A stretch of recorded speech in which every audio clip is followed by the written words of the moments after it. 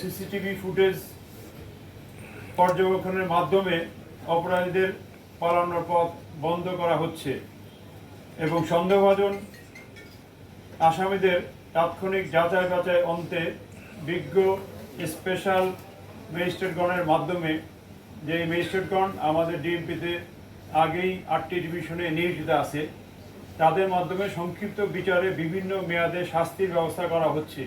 আর যারা বড় অপরাধী তাদেরকে নর্মাল প্রসিডিউর অনুযায়ী মামলা করে বিজ্ঞ আদালতে প্রেরণ করা হইতেছে।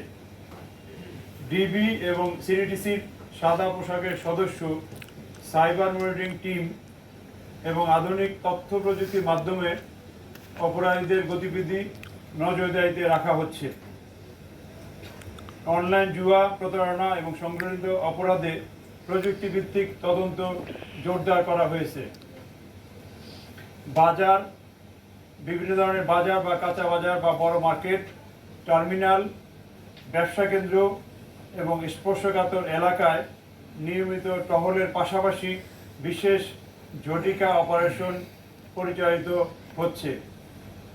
গত 48 ঘন্টায় আমাদের উল্লেখযোগ্য বেশ কিছু গুরুত্বপূর্ণ সাফল্য অর্জিত হয়েছে। সুনির্দিষ্ট গোয়েন্দা তথ্যের ভিত্তিতে আমাদের থানা পুলিশ, ডিবি এবং সিডিসি টিম বিভিন্ন এলাকায় অভিযান চালিয়ে 58 জন তালিকাভুক্ত চাঁদাবাজ এবং 94 জন তাদের সহযোগী চাঁদাবাজকে গ্রেপ্তার করা হয়েছে এবং বিভিন্ন মামলায় বা তাদের বিরুদ্ধে আইনানুগ ব্যবস্থা গ্রহণ করা হচ্ছে। জব্দ করা হয়েছে চাঁদাবাজদের বিভিন্ন আলামত, যেগুলোর ভিত্তিতে তাদের বিরুদ্ধে মামলার আলামত হিসাবে কোর্টে প্রডিউস করা হবে।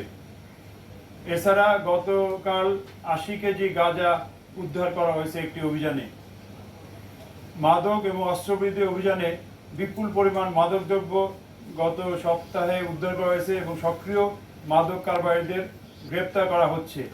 আগে যেখানে ছোট ছোট পরিমাণ মাদক বা সেবি বা ছোট ছোট বিক্রেতাদের গ্রেপ্তার করা হতো, কিন্তু গত কয়েক সপ্তাহে বড় বড় মাদকের চালান জব্দ করা হয়েছে বা উদ্ধার করা হয়েছে। এর মধ্যে 1,60,000 ইয়াবার একটা চালান উদ্ধার করা হয়েছে, 8 কেজি হিরোইন উদ্ধার করা হয়েছে এবং 200 কেজির উপরে গাঁজা উদ্ধার করা হয়েছে এক একটা ঘটনায়। মাদক এবং অস্ত্রবিরোধী অভিযানে অন্যান্য দ্রব্য উদ্ধারের পাশাপাশি সক্রিয় মাদক কারবারিদের গ্রেপ্তার করা হয়েছে এবং মাদক কারবারি যারা আছে তাদের পিছনে গডফাদার কারা আছে তাদের বিরুদ্ধেও তদন্ত করে সিআইডি সহ আমাদের সংশ্লিষ্ট ইউনিটের মাধ্যমে মানি লন্ডারিং সহ অন্যান্য মামলা দায়ের করার প্রসিডিউর চলতেছে।